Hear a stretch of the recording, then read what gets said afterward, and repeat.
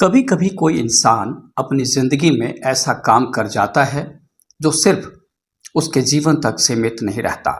वह समाज की चेतना को झकझोर देता है, आने वाली पीढ़ियों की सोच को दिशा देता है। आज हम एक ऐसे शख्स की कहानी लेकर आए हैं जो आंकड़ों की दुनिया से निकलकर मिट्टी की सौंधी खुशबू में घुल गया, जिसने रिटायरमेंट को विराम नहीं, एक नई शुरुआत माना और जिसने अपनी जिंदगी का हर क्षण समाज के नाम कर दिया। वो कोई अभिनेता नहीं थे, कोई राजनेता भी नहीं, कोई प्रभावशाली उद्योगपति नहीं थे, लेकिन फिर भी वे हजारों दिलों की धड़कन बन गए। नाम था ओम प्रकाश मांझू। सांख्यिकी विभाग के एक अधिकारी से लेकर कुदरती खेती के एक जन आंदोलनकर्ता तक की उनकी यात्रा हमें यह सिखाती है कि सेवा केवल नौकरी की एक अवस्था नहीं, जीवन का एक भाव है। आज जब हम इस प्रेरक स्मृति को साझा करने जा रहे हैं तो एक केवल एक संस्मरण नहीं है, यह एक जीवन दर्शन है, एक सच्चे कर्मयोगी की कथा है जो मांझू जी के नाम से न सिर्फ पहचान बनाए हुए है बल्कि लोगों के दिलों में बसा हुआ है। आइए सुनते हैं एक ऐसे इंसान की कहानी जिसने समाज को अपना परिवार मान लिया और जीवन को एक मिशन। दरअसल कुछ लोग अपनी जिंदगी से सिर्फ अपने परिवार का पेट नहीं पालते, वे अपने कर्मों से समाज की आत्मा को भी सींचते हैं। ओम प्रकाश मांझू ऐसे ही विरले इंसानों में से एक थे। जब सरकारी सेवा से निवृत्ति के बाद अधिकांश लोग जीवन को विश्राम देने की सोचते हैं, तब राजस्थान सांख्यिकी विभाग के डायरेक्टर पद से रिटायर्ड ओपी मांझू ने समाज को एक नई दिशा देने का बीड़ा उठाया। यह कोई अचानक उठाया गया कदम नहीं था, बल्कि एक सजग सोच, एक समर्पित चेतना और एक स्पष्ट लक्ष्य का परिणाम था। उन्होंने न केवल हमारा कुदरती खेती संस्थान यानी हकीकत की संकल्पना दी, बल्कि उसे जमीन पर उतारकर मिट्टी से जोड़कर और लोगों के दिलों में बसा दिया। याद है जब वे रिटायरमेंट के बाद अपने बेटे से मिलने ऑस्ट्रेलिया गए थे, लौटे तो तीसरे दिन सीधा मेरे पास आए और कहा, अब आपका साथ चाहिए। मैं हंस पड़ा, कहा, आपको मेरे साथ की क्या जरूरत है, आपका नाम ही काफी है। लेकिन मांझू जी मुस्कुराए और बड़ी ही आत्मीयता से बोले, पत्रकार वाली भाषा मत बोलो, भाई वाली बात करो।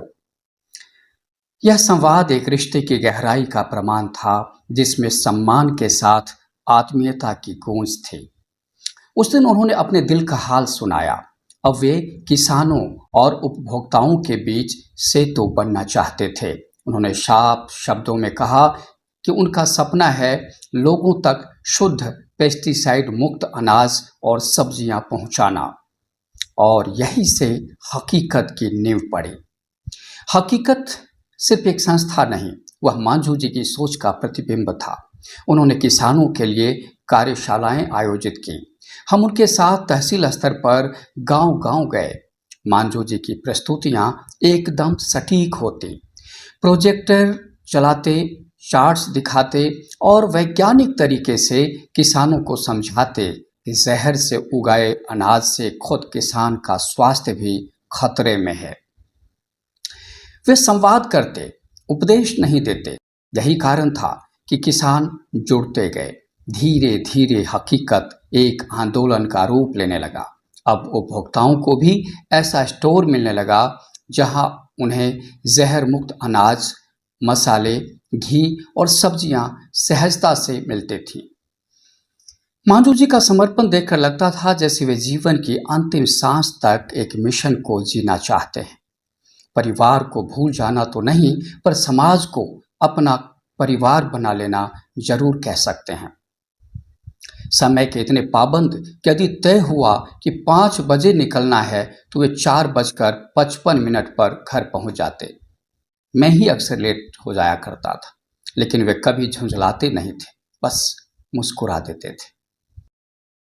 उनकी मुस्कान दरअसल एक सशक्त आभा थी।